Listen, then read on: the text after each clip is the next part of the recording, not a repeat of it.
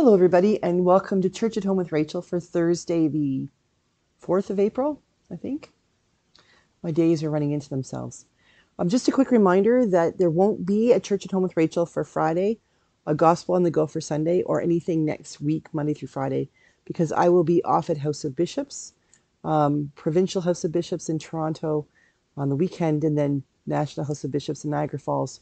And we will be in Niagara Falls for the eclipse, so maybe we'll have a chance to see that. Apparently, it's going to be one of the 2 or 3 places in the world where it would be best seen. So Niagara Falls will probably be insane.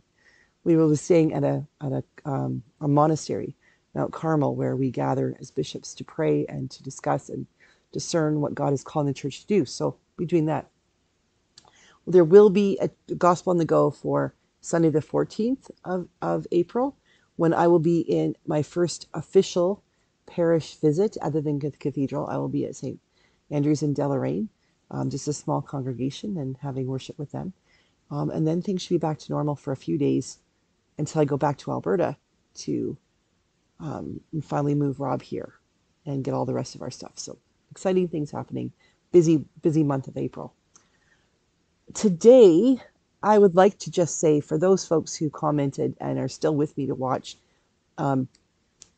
Tuesday's video about Make America Pray Again to Make America Great Again, there was quite a bit of pushback on that, and I sort of expected that. I'm not an idiot, but I think it's important that we not check our brains at the door, that we recognize that God calls us to think and to discern, and not simply be, take in like pablum what we are fed by people who are above us. They are only above us because we put them there in politics, and we have the ability to not elect them again, whether that's in American or Canadian or most societies at this point that you and I who are watching this would see still have that ability. Now, we're coming very close to the point where we are going to give away that ability by the people that we elect. It's looking more and more like we're choosing people who would go after an autocratic society where they'll just take power and not give it back. But topic for another day. We just need to remember that we need to use our brains, the gifts God gave us to discern and to listen and to pay attention and to understand and look beyond the veneer of the flashy, shiny thing in front of us, to see what is the depth. Does this, what we're looking at, the person we're talking to, we're listening to, have any depth to what they're saying? Do they have any integrity? Things like that. The reason I'm talking about that is because that video prompted a comment from a new subscriber who, if she watches, I presume it was a woman, if she watches this today, will probably unsubscribe in a hot minute, because she challenged me if I was going to tackle Trump and criticize his selling of Bibles and trying to make America pray again. She challenged me to take on Biden pronouncing that Easter is TransVisibility Day. So I did a little research and discovered that that March 31st, which happens every year on March 31st, go figure that the 31st of March would always happen after the 30th of March and before the 1st of April every year. It's a given. Well, apparently for like 7 years or more, 31st of March, being the day after the 30th of March and the day before the 1st of April, was proclaimed TransVisibility Day. I think I knew that, didn't know the dates for sure, but it's been longer than Biden has been a president. So it probably predates Trump, but it may be an Obama time era. But it predates Biden's time as president, and so Biden did not actually enshrine the 31st of March. No, sorry, he didn't enshrine Easter as TransVisibility Day. He simply acknowledged that TransVisibility Day is March 31st, which also happened by, and get this, everybody, Easter is a movable feast. It's determined by things like the spring equinox and no, sorry, this was the solstice and the cycle of the moon. And it's the like the first full moon. It's the first Sunday after the full moon or something like that. I can never remember because the church tells me when Easter will be, and I go with what they say. But there is an astrological reason why Easter is the day it is, and it just so happens by coincidence that Easter in 2024 happened to fall on the day after the 30th of March and the day before the 1st of April, which also, in addition to being many people's birthdays and anniversaries, like wedding anniversaries, also happens to be National TransVisibility Day in the US.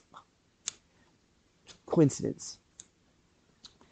Yeah, but the fact is that I'm doing this video not to be tongue in cheek and not to be a pain in the arse for the person who um, subscribed to see if I would deal with this. What I really want to talk about is the fact that this day is important. I've had a conversation over the last couple of days about this whole like why does there have to be a women's International Women's Day, and why does there have to be a Black History Month, and why does there have to be? Because if you look at the way our world is, at least in our North America, um, if you actually broke things down and looked at them, say you were an alien coming from space, and you looked at our laws and who holds power and who makes the most money and where do we turn automatically for decision making? Everything enshrined by habits and by law in the way we do does tend to lean toward the male part of our society. That 365 days of the year are the International Day of the Man. We may not like to think of it that way, but it's true. How many men have women hold doors open for them? Today I had to get my car taken in and went to the shuttle, and the gentleman that was going to also take in the shuttle grabbed the back door of the car and he opened it so that I could get in the back seat. Maybe he was being chivalrous, I don't know. But what I do know is that chances are if I'd gotten there first and opened the door for him, he would have been stunned. It's not a bad thing, it's just a thing. Our society is set up that we do have to look at why has there not been a female elected president or prime minister. We have had a female prime minister in Canada, but she was not elected to that position. She inherited that position when the prime minister stepped down. We have a different way of doing politics in Canada. But we have yet to elect a woman to be the leader of a party who was elected then, that party elected as our leadership in Canada. The United States has yet to elect a female president. There are reasons why we have these days where we have to acknowledge things, and the point is not to cause a fuss. It's not to be woke, although there's nothing wrong with that. And somebody did challenge me on that and says Jesus wasn't woke. I'm like, who was it that Jesus helped? He had children come to him. He helped the woman who was going to be stoned for adultery when the guy she was having adultery with was someplace else, protected by the boys' club. He healed the sick, those people who were untouchable, the lepers, the people who had been shunned. Jesus went and hung out with them. How is that not woke? How is Jesus not the very first social justice activist? I just don't get that argument. However, we need days like TransVisibility Day because there are people, a significant portion of our society, who are trans. And the fact is that we have had them all along. The difference is that they weren't safe to talk about it. They weren't safe to say to their families or their coworkers, this is who I am. And to be quite frank, it seems like, for me, in most parts of the world right now, they still aren't safe. And that is wrong. We need to make safe places for every person, whether they are trans and they are discovering or not discovering, but are finally able to say to the world around them, to their family and friends, to say to them, this is who I really am within me. And not be shunned and not feel like they're going to lose their job, or they're going to lose their family, or they're going to be kicked out of the house, or things like that. We need to create a world in which people are free to be able to say, this is who I am. That they're free to say, this is who I think I am. I'm wondering this. I'm asking this question. It would be absolutely ludicrous for me to say something like, you know what, I really like the Montreal Canadiens, but now that I'm living in Manitoba, maybe I'm discerning that I could like the Winnipeg Jets.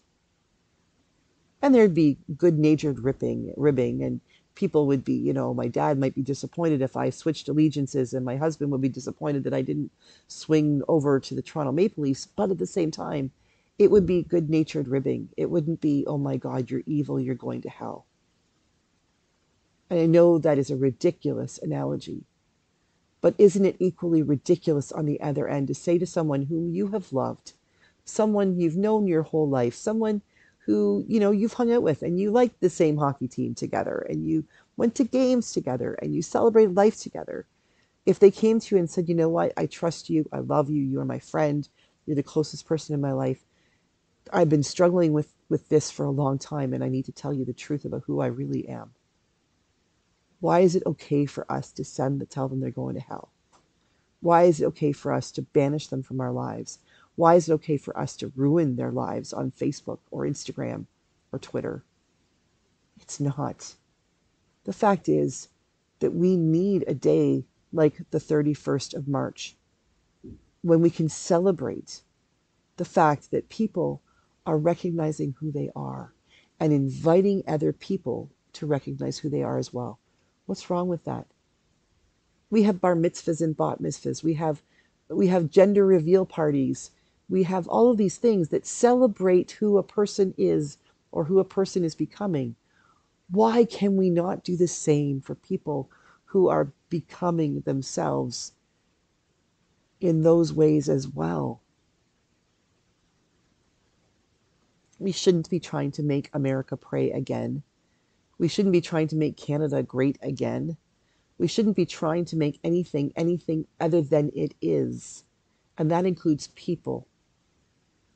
And the idea that we would be angry that TransVisibility Day happened to fall on Easter, that day when complete and utter transformation happened, when Jesus, who had been a male living man, was transformed through resurrection and came back as a being who was not who he was before.